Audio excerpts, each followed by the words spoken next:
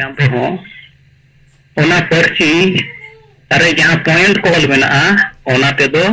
अकिना बोहो रे मिटन तार को रकाबोआ और ओना पोरेते अकवा लेवल रे हो ओना रेना चर्चाव बेनाव रकाबोआ जे नित मजी बो बदल कोआ आतो बो बांचावा सेंगेल नोआ मिटन नवा कमी होरा नोआ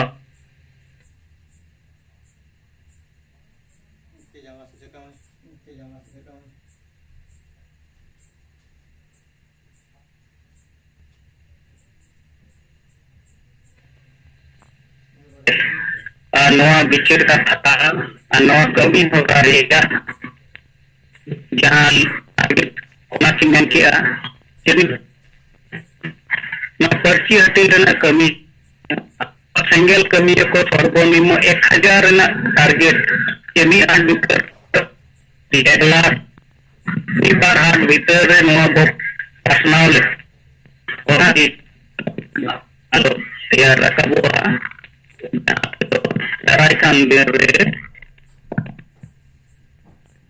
aku baca noa citare forum oye buah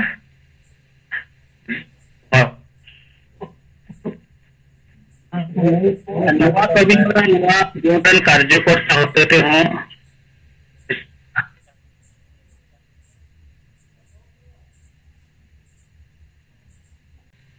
Teheng sehingga jumlah seratakan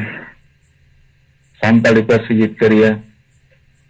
Disem Gongke Jit Bangga Salkan Murmu Sao Madam Sumitra Murmu Ar ia Rajin Sehingga kami ko Neta Kaj Korta ko In Pasta Setkon Sehingga Segun Sehingga Johar In Bika Chandra Hamram Adivasi Sehingga Wijang Dari Pada Subdivisional Sabapati Aling pasta set kono kata macam report. Tehen jaling. Apa jaha maji babadal ko atu banca noa perci hati. Tenak jaha kami orang. Sabaka pakan ada tehen. Una lin egu sote kata. Ale bangari pasti blok re 4000 lin bena choka. Ado naran gongke teko pasta ge noa siapa ada yang kuisir pian na, ten bangri pusi ada duita kan semua ada ini receive kia,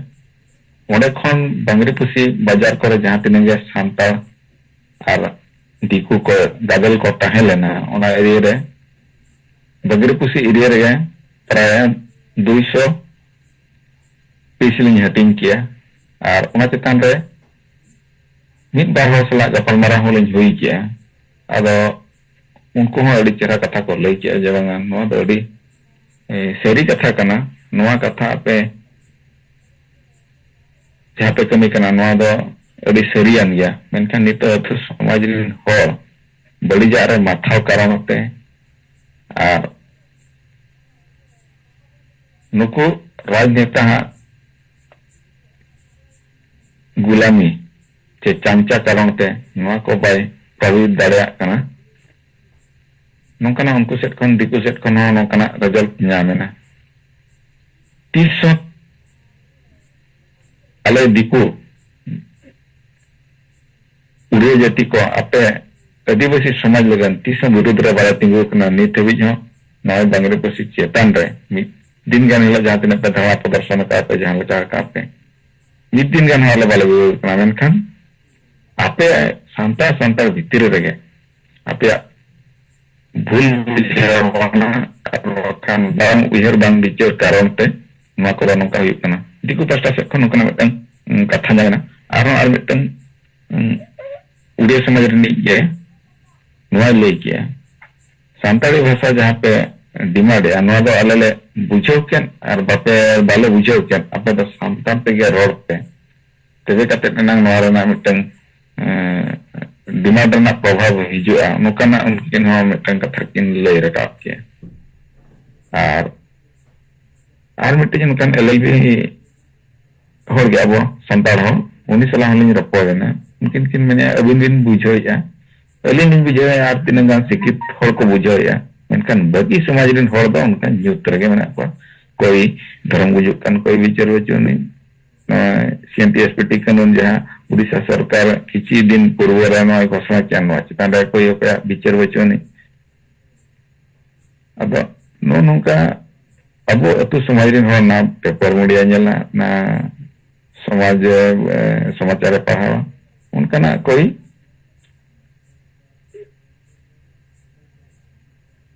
बड़ा इच्छा के बचुनी कारण दो हांडी पुरवा परब पुने न्यूबुल तहे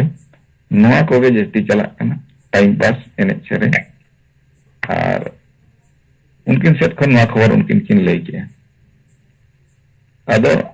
नोय ना गता दना रविवार कना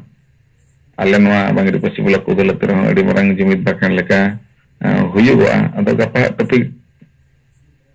प्रति संदर्भ में मिटंग टॉपिक तहन कना अदो हेना सता जिम रे गंका तिकिन जाकिन लई के जे बोंगा बुरु खन हो और धर्म खन हो मिटंग जुमित के मरंग दाड़ेया चे बारंग दाड़े कना उनका कथा उना चितान ना गपा मरंग बोंगा बुरु धर्म और जुमित चितान ना टॉपिक दो कते गपा मरना गपा ले हुया ओंडे खन गना गपा वॉल राइटिंग और जहां तिना पेटिन नेगु का नो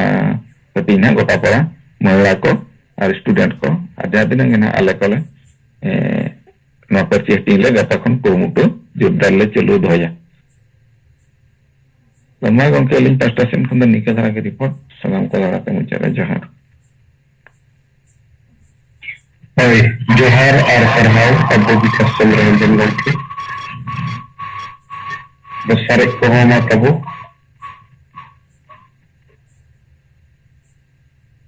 सनम को जोहार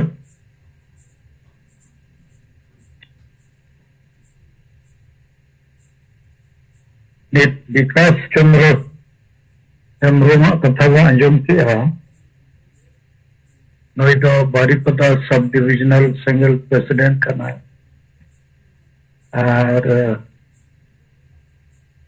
नारायण मुर्मू सला सिंह तकिन कामी करना तो लगे दाड़ी सरहाव तेहिन से बोंगा बुरु और धर्म चेतान रे मित बार कथाñ लई के ओना आपे को समांग रे लई सनैया बोंगा बुरु दो चिली हो बाबो नेलकत हुआ और धर्म ᱧᱩᱛᱩᱢ ते बोंगा बुरु जोहार तबे बोंगा चलक कना लेकिन कोरोना काल रे न प्रमाणित ना जेते बोंगा को बेकार गया जेते धर्म हो बेकार गया क्रिस्तान धर्म जेते कुछ मारा नुको हेडक्वार्टर रोम रे मेना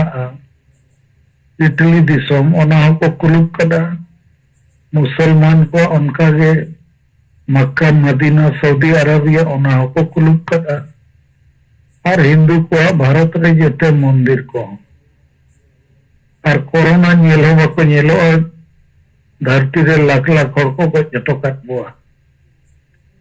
और नुको बोंगा बुरु वाला धर्म वाला चेन हो को चेका दड़िया आखिर ओना कोरोना रे जहां वैक्सीन ओना तेगे जेते हर को बचाव ना जहां तिना को बचाव दड़िया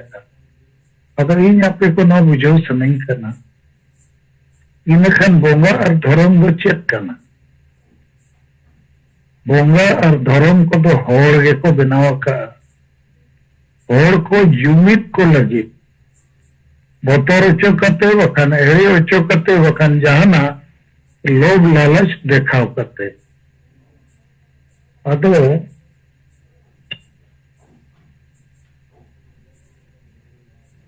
वास्तव रे जुमित बेखाना दाड़े दो बोंगा बुरु और धर्म दो दाड़े दो बांग करना लेकिन बोंगा बुरु ᱧᱩᱛᱩᱢ ते धर्म ᱧᱩᱛᱩᱢ ते लाख लाख हर को जावराए को और उनको मार्फत वोट को जावराए टाका को जावराए और आंदोलन लगी हर को लगती ओना रे हनको को उपयोग को गोपोज रह को उपयोग को जेते धर्म और जेते रिन बोंगा बुरु गे उनी दो राम बाय एम दाड़ियामा परीक्षा बाय पास दाड़ियामा नौकरी हो बाय दिलौ दाड़ियामा लेकिन ओना बोंगा बुरु और धर्म नितुम ते होड़ को जुमिदोग कन आबोरिन हम बोंगा बुरु मेना को गया जुग जुग खोज बो बोंगा अगुई जाहेर थान माझी थान टांडी करे हम बो बोंगाया ओड़ा भीतर करे हम आदो आबो दो जुमिदोग लगित हो आबो बोंगा बुरुई आबो दो रूमु और बुलुक लगी और झाड़ फूक देन को न्याम हाना नवा लगी नवा के फरक दो एटा धर्म दो होड़े जुमिदेत को और उनको सभी राजनीति सलाह तोलेआ आको लाभ सलाह तोलेआ आबो धर्म दो बुलु में रूमु में गपोज में ओनाते आबो दो नीत आबो मारांग बुरु को अखरिंग के दिया रेज के दिया गोटा भारत आबो तन चावा कना हिंदू कना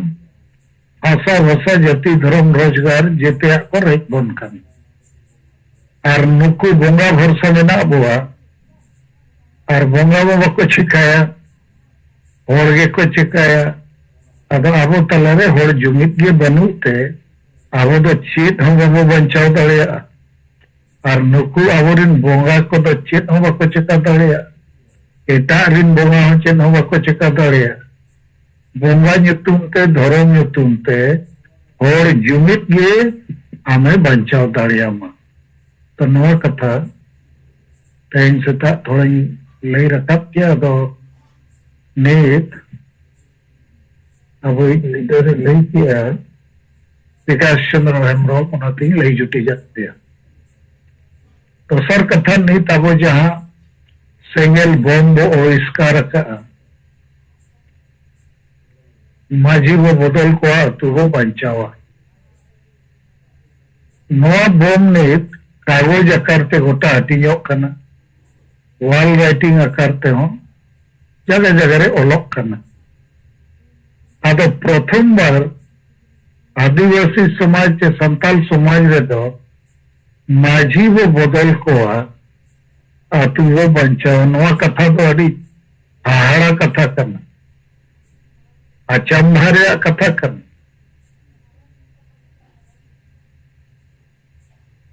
जे माझी को बदल दाड़िया को माझी को बदलो नुकुमा बोंगा कना को राजा कना को मैं जपित करते नुकु आबो मान सम्मान और सराह एमो हुआ अब नीत जखन नवा माझी वो बदल को तू वो बंचावा इनखान मिटंग हाहाड़ा कथा आवाज गोटा प्रचार एहोब एना लेकिन प्रतिक्रिया तो लगे बाय हिजुक कना उनारे कारण दो नवा कना जे नो बम चे रोड़ेगा तो नो बम दो अब जहां आदिवासी एजेंडा आशा भाषा जाति धर्म रोजगार बंचा रहे कथा रोड़े आदो नवा एजेंडा के आदिवासी समाज रे बनुआ माझी को ठेन नवा एजेंडा बनुआ आतुरिन हर ठेन नवा एजेंडा बनुआ सामाजिक संगठन ठेन नवा एजेंडा बनुआ सामाजिक संगठन माने अब तलारे माझी परगना महाल आसेका ओनोलिया संगठन को आप जहां के बिना कोई ठेन नवा एजेंडा बनुआ राजनीतिक पार्टी चाहे BJP Congress JMM BJD TMC और कोई ठेनो नवा एजेंडा बनुआ ओलो पढ़ा और ठेनो नवा एजेंडा बनुआ आबोरेन डॉक्टर इंजीनियर ऑफिसर मास्टर और कोई को ठेनो बनो आदो आबो नीत अड़ी दिन को दबो रोड या सब बंचावा जाति धर्म रोजगार वो बंचावा वर्ण धर्म कोड वो मानो तो चोया कोणवी को ठेन अब जाति जुड़ू अब रही चोआ मारांग बुरु वो बंचावे इत्यादि लेकिन अब समाज रे दो नवा एजेंडा बनुते एटा एजेंडा चला कन रूमो बुलू रे एजेंडा डेम पंते रे जम ᱧᱩ ᱮᱱᱮᱡ ᱥᱮᱨᱮᱧ ᱨᱟᱹᱥᱠᱟᱹ ᱨᱚᱢᱚᱡ ᱰᱟᱨᱢᱟ ᱯᱟᱛᱟ फुटबॉल मैच रे ओंडे तो हजार हजार लाख लाख हड़ को जावरा लेकिन हसा बसा जाति धर्म माने सरना धर्म मारांग बुरु नवा को कथा के बनुआ लुगु बुरु रे लाख लाख हड़ को जावरा ओंडे नवा एजेंडा बनु खाली पता लेका दाड़ान गे को सेनोआ हो कोड़ा कुड़ी ᱧᱟᱯᱟᱢ लेका अब नवा आदिवासी संताल समाज आजा असल जाति धर्म रोजगार को बचाव रे कथा संविधान रे जुड़ू बचाव रे कथा गे बनुआ आदो आबो नीत नवा कथा गे माझी वो बदल को अतु वो बचावा नाते कोई नवा वो इंटीरियर माने माझी बदल सला अतु बचाव कथा इदी कते नवा एजेंडा गे ओंडे बो समावे और ना भोट समय रे बाकी पार्टी होना नवा चिरकुट चे पर्ची को हटीना भोट लगे आदो उनको दो नई पार्टी वो हराया नई वो जीतोया उना को कमिया आबो दो ने ना पूरे भोट समय रे बार चांदो रे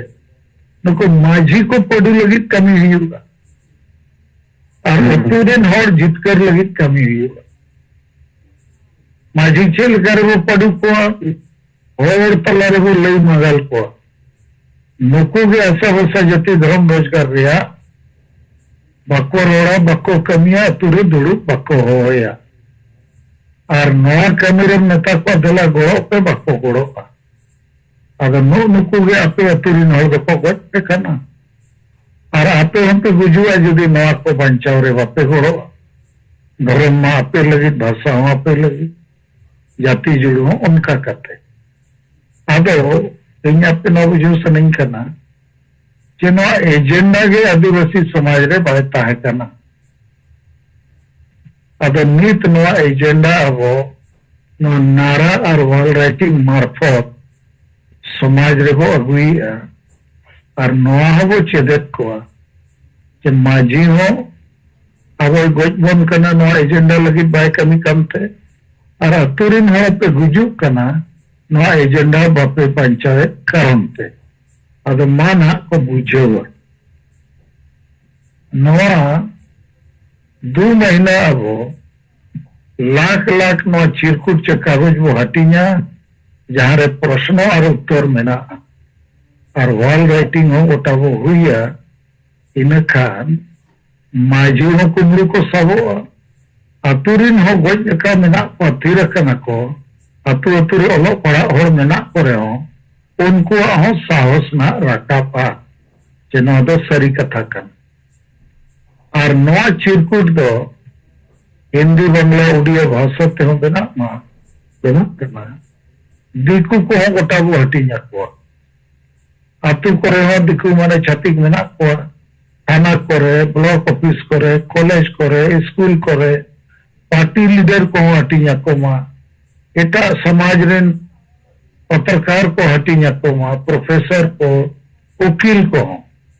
ताकि जेते को ठिकाई मा आदिवासी समाज गुजू रे कारण में चेत कना नुकु माझी कना को बुल मतल मुरुक को कना को तो नवा अब कमी कना अभी बेस इया उयरते नवा तेगे मिटन विप्लव चे क्रांति युद्ध हुआ और मिटन कथा नोडे ले जुती चलेगा आपे को हम बुझाव पे और दिकु को हम बुझाव पे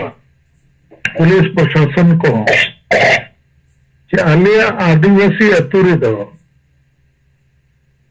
संविधान कानून ह्यूमन राइट्स और जनतंत्र चे डेमोक्रेसी दो बाय लगू कन आपे बापे लगू चोया नुकु माझी परगना व्यवस्था रे आयुरिया दो जोर जबरदस्ती गुंडा लेका को कमी करना रंगदारी रे को कमी करना नुकु कारण तेगे निस अंधपतियो डन गोय गपो वोट किरिंग अकरिंग रोमो बोलो डांडोम बारोन डन पंते नवा को चला नवा को ना संविधान खिलाफ जिनिस कर कानून खिलाफ जिनिस कना मानवाधिकार विरुद्ध जिनिस कना और नुकु दो अतुरिन हर बाको बचाव अकत को तो राजतंत्र को चलावे जोर जबरदस्ती गुंडागर्दी रंगदारी और नुकु दो क्रिमिनल कना को अपराधी कना को जेते जेल से नोका नोआ कथा को चिदाई लेते कना आबो जदि मैं बाबू बुझो बाबू चेदा और बाबू लई अपुआ इनखान आबो रिंदो डॉक्टर इंजीनियर ऑफिसर प्रोफेसर चाकरी मास्टर जेते को मिट गया बुझो आपे नुकु ठेन दो चेद हो बुझो बनुआ नोरे तो जहां तिने को ऑल पढ़ाओ का खाली लाज असूल लगित के नुकु दो संविधान आईन हम को बढ़ाया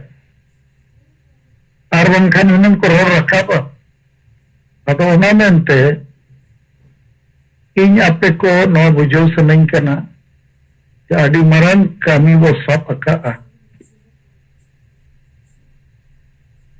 माजी वो बदल को अतु वो बंचावा और तायम रे जहां अबो मिटन लक्ष्य मेना जे अबो जदि मरन जुमित मरन आवाज मरन आंदोलन बाबो बनाव दाड़िया ओकोय सरकार हो अबो चेत हो जुड़ू बाको एमाबुआ कारण आबोरेन एमएलए एमपी को तो मंत्री मुख्यमंत्री होको बेकार गया नित मनो राष्ट्रपति हो वो नेल के दिया है लेना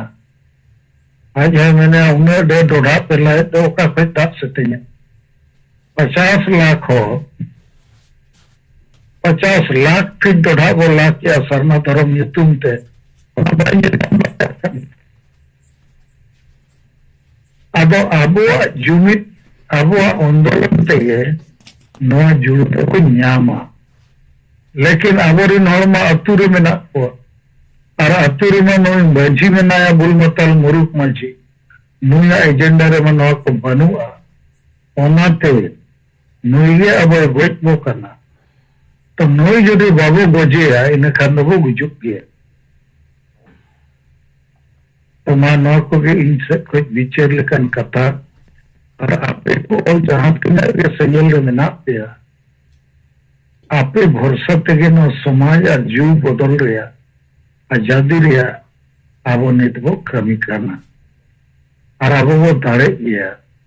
चिकाते अतु अतु रे जहां गोगोजी करना है उन्हें वो न्याम उडक के दिया और अतु रे नोड़ बेकार वो तौर ते को तीर करना उनको उना रोड को एहोबा और अतु ठीक लेन कर जो समाज ठीकुआ जुमित बिना और अब जहां जुड़ी वो खोज करना एजेंडा करते उन्हें वो न्याम अदो ई आपे को समग्र नो एजेंडा इन दोए माने टारगेट जब प्रत्येक व्यक्ति कम से कम 1000 चिरकुट चे उन्हें कागज हाटिंग पे और जिले वाइज 1 लाख चिरकुट 12 सप्ताह भीतर वाटिंग में 2 सप्ताह 15 दिन भीतर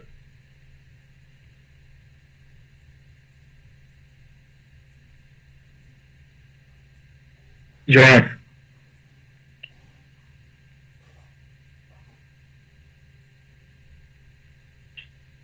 तो ठीक गया नॉय अडिया का सरहाव और दिसंबर के विचार साला अबो बुझो और टारगेट पूरा कथा लिया पुनः लगे अभी आयमा सरहाव अब से सोमेन हेम्ब्रम अलीपुर दुआर अब माइक एमजी अब नमा जोहार हाँ एकदम के जोहार जमाkan tehen singgah jumlah ia duluakan parti jitkar dia disom gomke salkan Juit Bunga Salkan Murmu Manokan Salkan Murmu और madam Sumitra Murmu सामते AI पुनोतरिन Schengen उलग्रिया को कार्यकर्ता को कमियों को सनाम को गई लाचा है जोहार अदो रिपोर्टिंग हिसाब से इन खाटो मोर्चा रिपोर्टिंग दी है नो हस्ते हैं अलिन पिया अतुलिन सेल लेना अदो पिया अतुरे 50 टी उना चिरकुट लिंग हटिंग किया आदो नितों हाबिते उना रना प्रतिक्रिया को दो का आतु करे खन हो बाय सेटेर कना हैं आर उना लिंग मिता कना बापे नोय नोडे मोने गोटे उत्तर मेना आर ओडे बापे बुझो नाम खान तो माने निन्या चला संपर्क करते माने तापे नोआर नांग डिटेल बेस लेके जोक आर दोसार दौर मिटिक तब सेगेल सेना मंगल हेमरम उनी नोआ दो सरायकेला खरसवा जी लरना राजनगर ब्लॉक हेमरम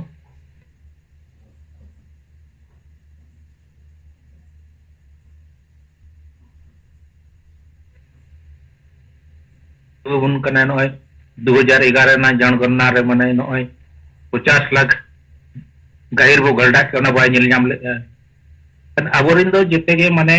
चितान खन माने लतार हबी चलना चिली हो माने जिते गे माने दिशाहीन एजेंडा बिहीन होकना बो आदो नितो मा निये को रोड बड़ा कते गे अलिंगा मोचा नोडे गलिंग जिरोइया मा सनाम को दोहाते लसा है सेगेल जोहार ओय जोहार और सराहगी अबो डॉक्टर सोमेन सोरेन गोमस्की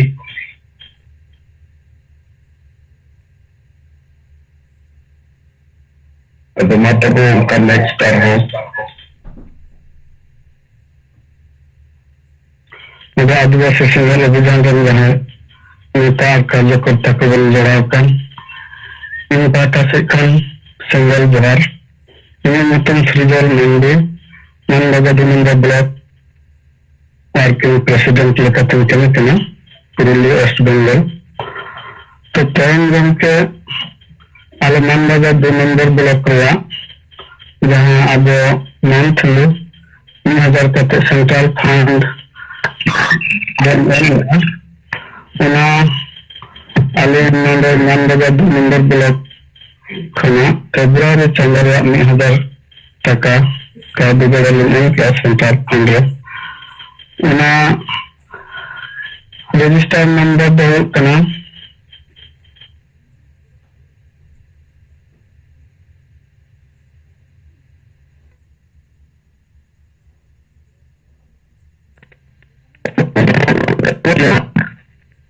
हाय गंके जोहार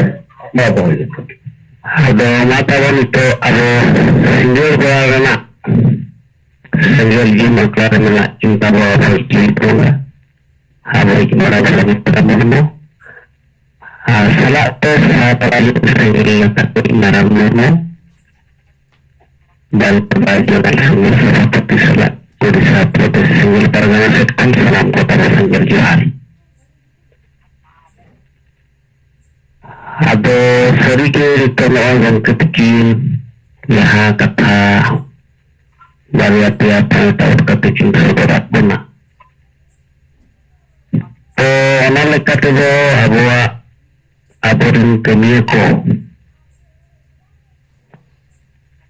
na circuit bukan na wall writing na ya target pada lagi kami baca lah ada apa pun kami kusala selama target pengeral celak kena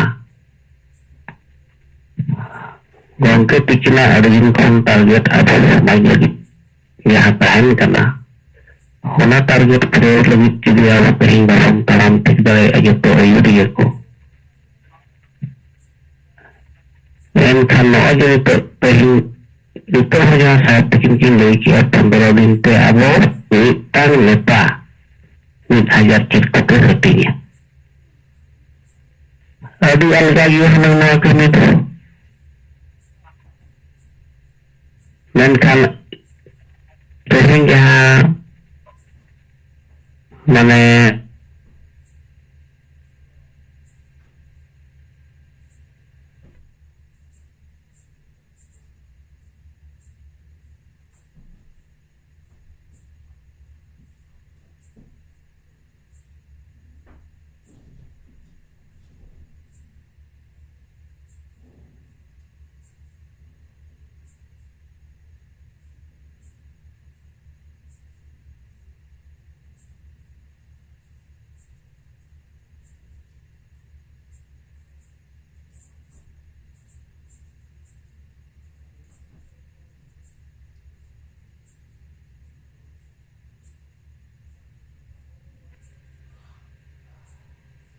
jahatan akin dari anak ini hatin kia. Hatin period jahatan akin report ko padayan. Besi kudu kudu kena ko jahatan ho. Dia petang dokumen ya. Mesti terus berkuat baca. Dia siap lagi berkuat. Onkan aku beli pesanan ke ane yang mana turun kali satu riwayat ke dia kita dagang ke tahu dia dari awalnya lagi perjalanan sama lagi cek bicara dengan kena bako bolok kena abu asal saja cuma roزگار ko bancar lagi itu mati bako barang beri bancar lagi bako mati bisa. Ada bangka katain kumpul lihat kukan dokumen kia sering ada. Lagi ketemu ada orang bayi tahankan dia. Anak saat itu tapi lihat dan dia. Ada yuk kon lagi perjalanan kuat do. Bukan itu sorak do. Yang dah ni je tahanana. Dia berharap ada cuci dan senang libur. Mengalir dari sebenarnya kota yang pas dekat serentak mengalir yang penting. Mungkin agenda ni harus kemudahan juga perlu aturan walau dan tempat itu. Ada mito na cirkut terus ciri sebenarnya na tapi pernah itu terseterah. Ada tiga ini biasa materi yang tidak takut itu juga itu ibu Digi ada itu kok ketemu apa? Hingga tekan cahaya ini hati jalan iya. Warna itu hingga kemudian kan. Berarti ada satu ketik jalan kan itu kami kok. Jadi ni harus kata jalan ya. Ada mata boleh sekolah itu ya kita na. Macam masalah kata besar. Macam itu lagi.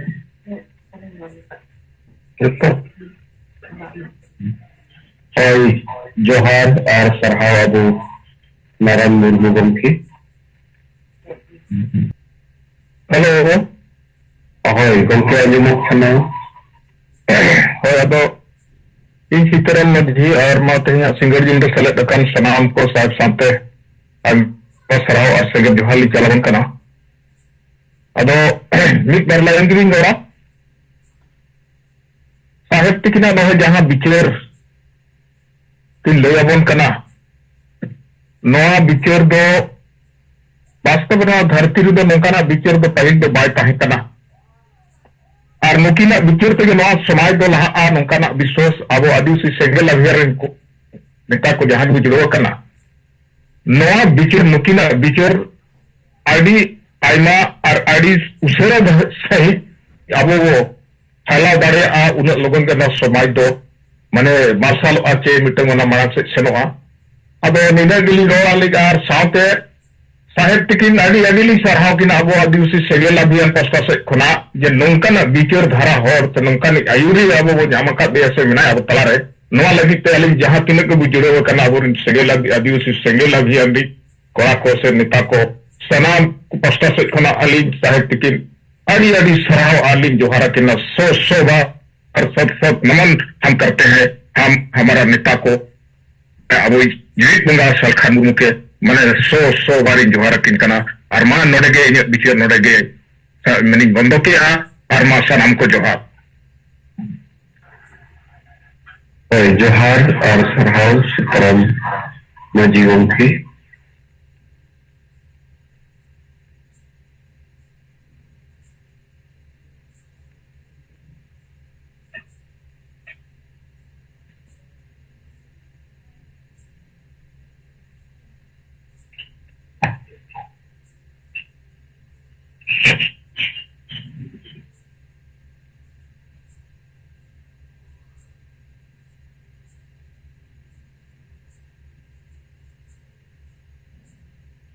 Ado mata besar ko ho noy abuat somoi do khato senena विचार को report को मा लगे धारा दहे तबन पे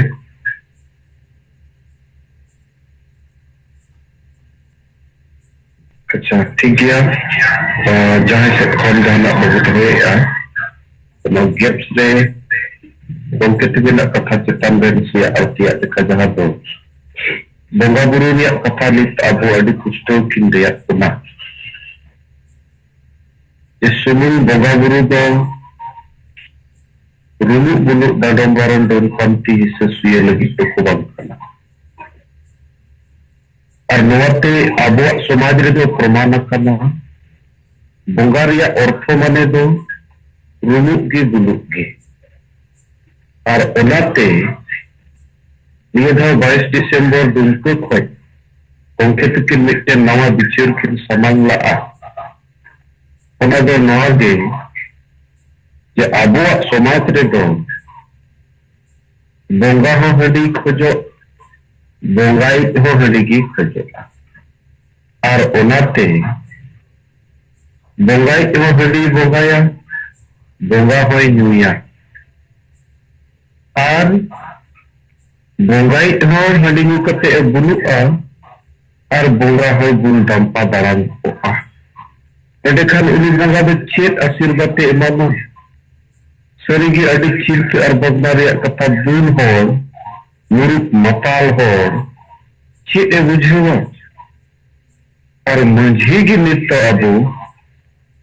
समाज रे मिट्टेन मरंग बंगा लेका बो बिठुआ कदी अदो बंगाई हो हंडी की लगावाई करना और बंगा हो हंडी की खोजो करना इधर नीट को के ना उयर और बिचर ते नोआ इतन अटित माने मरंग बिचर kan गया चेदा से तुरी गोटे धर्म भारत रिया मानवतान धर्म मेना और जोते धर्म दो मिनिट गोटे होर गे उनको अयुर होर उनको को उदु उतुले होर ओनागे नित जीवित पेना को पाजा करना और उनको को लई उतुले अमा समाज लगी बंगा बुरु अखड़ा रे हुई बांदो जहां रेगिन ताहेन आम दो जुमित कते जुदी बाम ताहेनो एंडेखान धरती खन आम दो आदोका इखन आबुआ समाज रे दो वा जुमित रिया कथा मा एकदम मेना लगी बनुआ मेना आचे लेका सुमुन टाइम पास चलाप में हिजुक में बस आर इनगे एटा दो आर चेत हो बनुआ अदो उनका ते मित प्रकार नी कोरोना काल रे दो प्रमाणे ना जोतो बंगा को बेकार गया खासकर कोरोना वायरस जहां काहे करना ओनारिया वैक्सीन जो बाय उदुक को एंडेखान इसेरेन विसुई हुई हिंदूरेन रामे हुई बांदो इस्लाम रेन अल्लाह हुई चिल्ली हो बको बंचा दारे के हो उनको बंगा को दो सनाम को सीन ऐसे चबाए ना मरंग मरंग मंदिर को बंदो किया नुआ भी तो प्रमाण जे धरती रे बंगा दो बनु बंगा दो मनवी कान गया जहां मनवी दो बुगी हो आमा जुली दो रिया कथा सबसे जति धर्म रिया कथा आमे उदुक आमा एंडेखान उनीगी बंगा दो कने दो वास्तव रे नेल नामेना अदो उनकाते अबो नोई नीत अबो जहां बो विचार जान के जे जुमित दो मिट्टेन मरंग दाड़े करना धर्म लगी हो समाज लगी हो और अबुआ जोतुआ हो कई दूर लगी ओनाते अबुआ जुमित तेगी अबुआ दाड़े और नुआ जुमित रिया रहेत दो आतु मंझे गे मेनाका इखन नोंदे अबुआ दो सिया दा दोढ़ा अकना नीत उना आड़ी को माक बगोज लगी तो मंझी बो बदल को आतु बो बंचावा नो बिचर सेटर गे जो मारंग करना और नुआ तीने लगे बो सेटर दाड़िया गोंके तकिना बिचर उन लगी आतु रे सेटरोआ नुआ समाज रे परिवर्तन हिजुआ आबो बो लहा सेन दाड़िया आबो हो एटा जति गता कुरुप लेका होर लेका आबो बुन मारांगोआ अदो ओनाते चलाबो तीन नोय टारगेट अब गंके तकिन किनिमा पुना प्रत्येक व्यक्ति 2 हफ्ता रे अब 1000 चिरकुट हेटिंग ते हुईपा माने कि वो प्रमाणिता सरीगी गंके तकिना बिचार रे अब पतियो मेना पुना उनागे अब प्रमाण तो निये खटो मच्छा बिचार दो पते इया पता उचित किया सनाम को दोहराते सेंगल जोहार अब सुनील मुर्मू आसाम खन तीतुल का मा रिपोर्ट को दोहराई